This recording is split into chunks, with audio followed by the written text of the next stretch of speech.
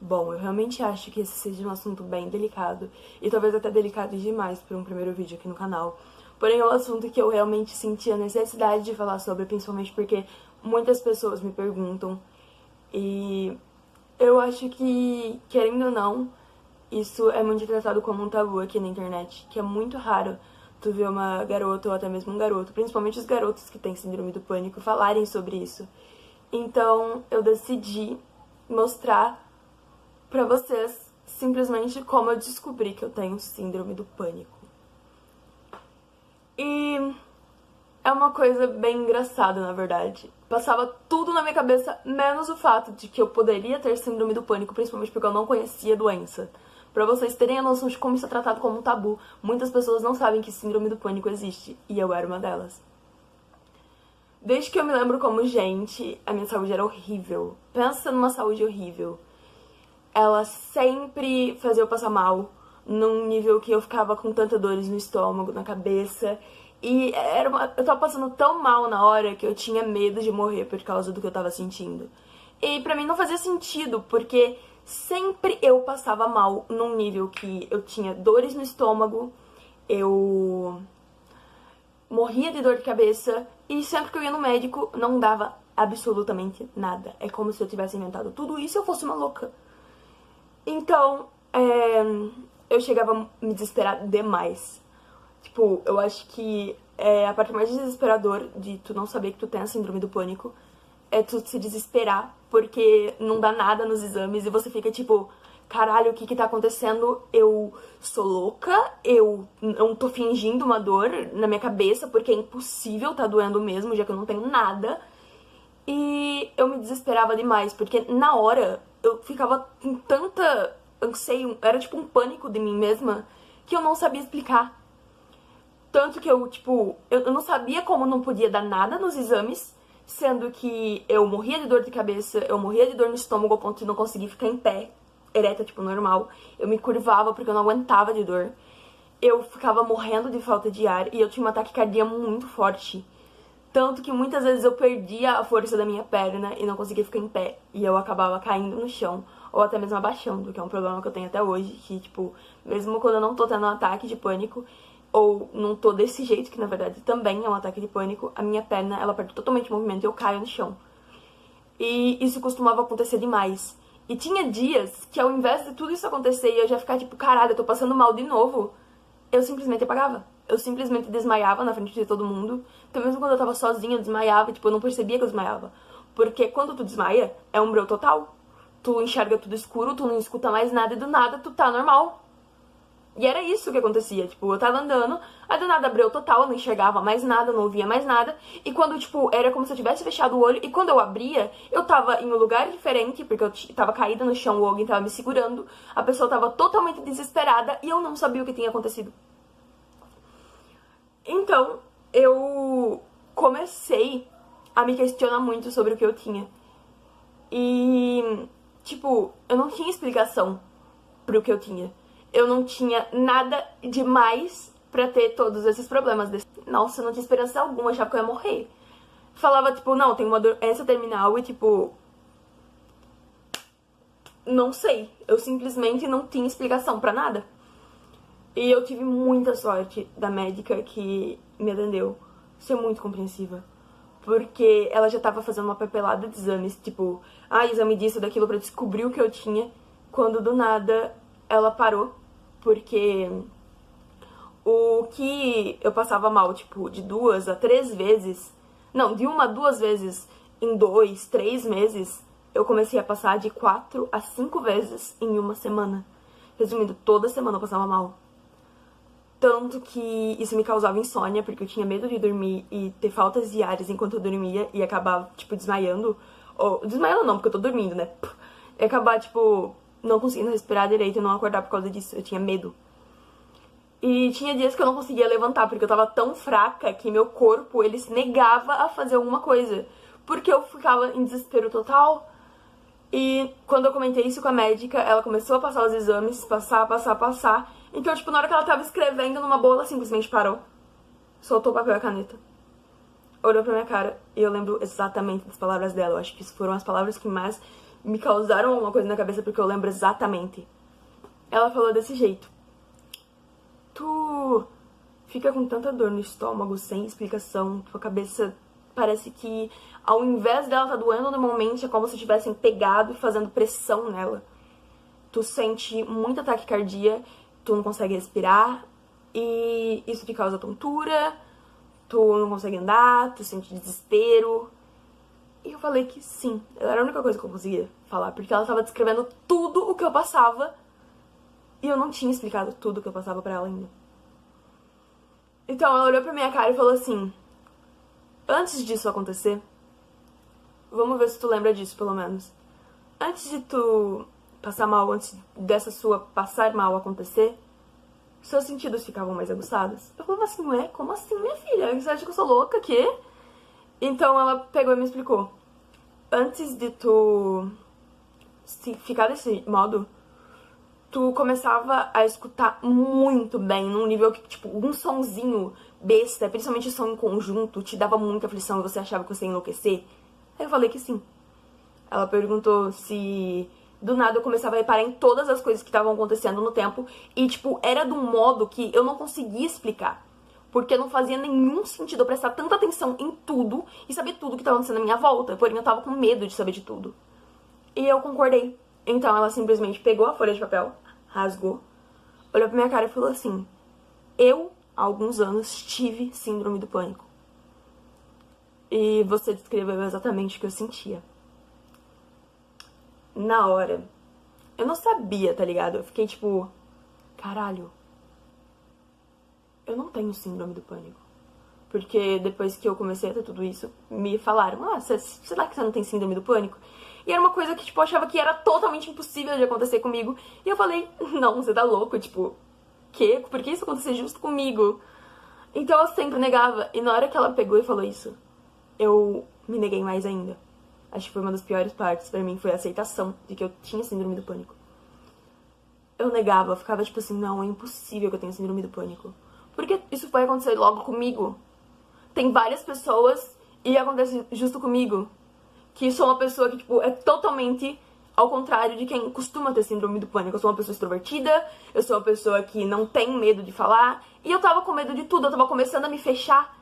E ela olhou pra minha cara e falou assim: eu vou fazer um encaminhamento pra psiquiatra e pra psicóloga pra tu, porque chegou em um nível, o seu pânico, que você vai se limitar a fazer as coisas. Tanto que eu ainda faço, no caso, vôlei no SESI aqui da cidade. E eu lembro que era meu conforto. Eu nunca passava mal no SESI. Porém, eu procurei um médico quando, tipo, começou a ser mais frequente isso. E quando aconteceu isso lá no SESI. E foi tão desesperador que eu comecei a chorar. E eu não sabia se eu tava chorando de dor, se eu tava chorando de desespero, se eu tava chorando porque eu tava tendo isso no SESI. E eu achava que isso não ia acontecer. Mas chegou nesse nível, então eu falei: não, eu preciso achar um médico, eu preciso saber o que eu tenho, porque se chegou no nível de ter ido no meu conforto, é realmente uma coisa que tá sendo complicada. Então eu fui pra psiquiatra e na psicóloga, porém a minha psicóloga, se eu não me engano, era dia 11, minha psiquiatra era dia 24, dia 26, por aí. Então minha psicóloga ia ser mais cedo. E na hora que eu cheguei, eu simplesmente olhei pra cara dela e falei assim: tá, eu só vou falar tudo. Minha mãe tinha ficado do lado de fora, né? E eu comentei tudo. Tudo que eu tava sentindo, tudo que a médica me comentou. Eu comentei tudo que eu sentia. E ela pegou e falou pra mim: você tem síndrome do pânico, tá muito forte a tua síndrome do pânico, porque você tá tendo ataques frequentes. Então, a única coisa que eu falo é pra, tipo, quando a psiquiatra fosse de psiquiatra, tu vai nela e tu conta tudo isso, mesmo já dando o diagnóstico certinho pra ela, porque tu vai precisar tomar remédio. Isso foi no meio pro final do ano passado, foi lá pra outubro. Nossa, foi bem no final, pra falar a verdade. Então, eu já tava, tipo, no desespero, porque eu tava me afastando de tudo. Eu faltava muito da escola, porque eu não tinha condição de ir pra escola, passar mal lá e até mesmo, tipo, ter que voltar pra casa todo dia, principalmente porque minha escola é bem longe. E eu não tenho, tipo, um meio de transporte pra voltar da escola pra minha casa. Então toda vez que eu precisava ir embora mais cedo, era uma coisa muito complicada pra mim, querendo ou não. Então eu faltava muito da escola e isso era horrível, porque eu perdia muita matéria. Porém, aconteceu que Depois, quando eu fui diagnosticada, eu tinha justificativa na diretoria e deu tudo certo e eu passei de ano. Porém, se fosse uma pessoa que só tava querendo faltar por faltar, eu realmente ia repetir. Porque eu faltava demais, eu não tinha frequência na sala de aula. Porque quando eu ia, eu passava tão mal que eu ficava com a inspetora. Eu acho que eu tinha mais aula com a inspetora do que na sala de aula, não tô brincando. Então, eu vou falar uma coisa pra vocês. Eu tenho síndrome do pânico, eu trato ela, vai fazer uns 3, 4 meses com sertralina. E eu já tô tomando 150 ml por dia, de tão forte que ela tava. E no começo, se você tem síndrome do pânico e começou a tratar agora, não se desespera. Porque a primeira semana, o primeiro mês, é o pior de todos. Tu quer, tipo, morrer, tu quer sumir. Porque tu acha que vai piorar demais. Porque quando o seu corpo, o seu psicológico também, precisa se acostumar com o medicamento. E eu lembro que no primeiro mês, qualquer merda eu tava chorando. Tipo, eu tava mó felizona, discutindo assim de boa, e do nada eu começava a chorar muito, de soluçar. E eu começava a ter um ataque, e a pessoa ficava tipo, hã? Porém, esses ataques começaram a ser mini surtos, que tipo, eu não tinha um ataque, porém eu tinha um surtinho, tipo, eu chorava muito, eu tipo, ficava com muito medo, eu ficava desesperada, porém eu não tinha um ataque. E agora é bem raro eu ter um ataque. Resumindo, isso tá melhorando demais. Porém, o primeiro mês, tu esquece. Tu vai querer parar de tomar o remédio.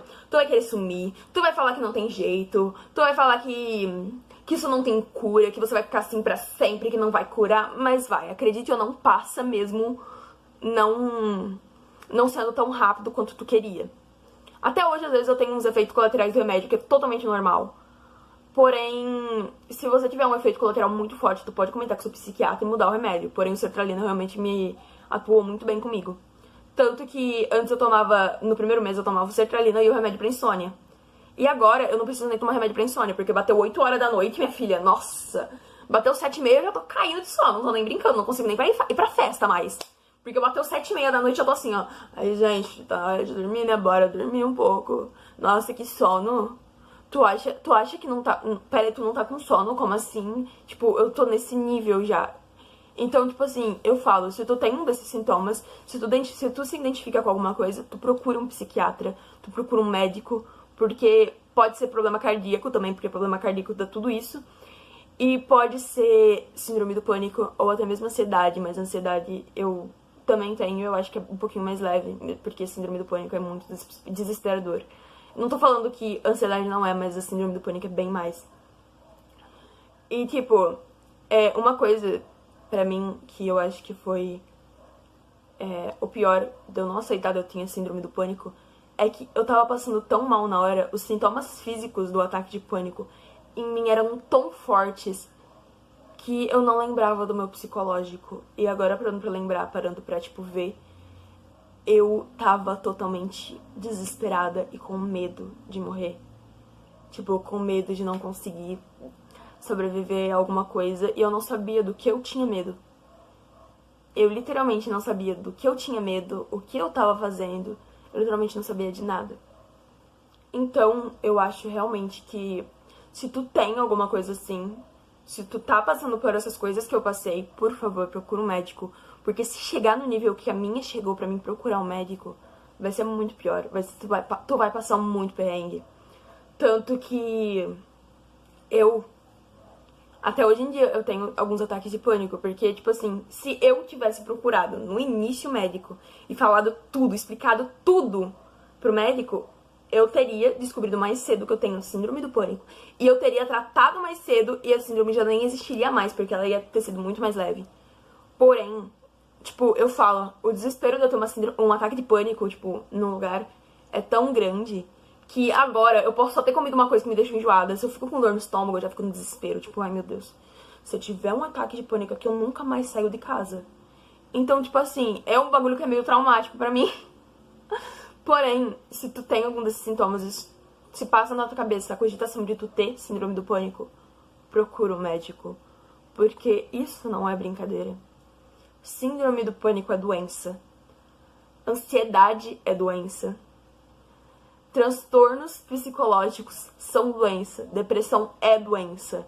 Então, se tu sofre de algum deles, vocês têm que procurar um médico pra realmente se tratar.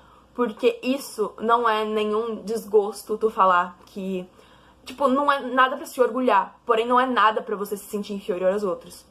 Porque a gente, no século XXI, querendo ou não, muitas pessoas sofrem de depressão. E muitas pessoas não admitem isso. E isso acaba gerando muito desconforto na vida da pessoa e a pessoa com certeza não consegue nem ser feliz. Então, eu acho que tá realmente na hora de parar de tratar transtornos psicológicos como tabu. E tá na hora da gente começar a falar um pouco mais sobre isso. Porque eu pesquisava sobre isso e eu não me entendia. E quando eu comecei a ver mais, comecei a entender mais por causa das consultas com o psicólogo, com o psiquiatra, eu percebi que isso é um assunto que poucos entendem porque é pouco falado. E eu realmente acho que tem muita necessidade de dizer sobre isso. Bom, eu sou a Giovana, eu tenho 15 anos e esse foi um vídeo do Olá, Giovana.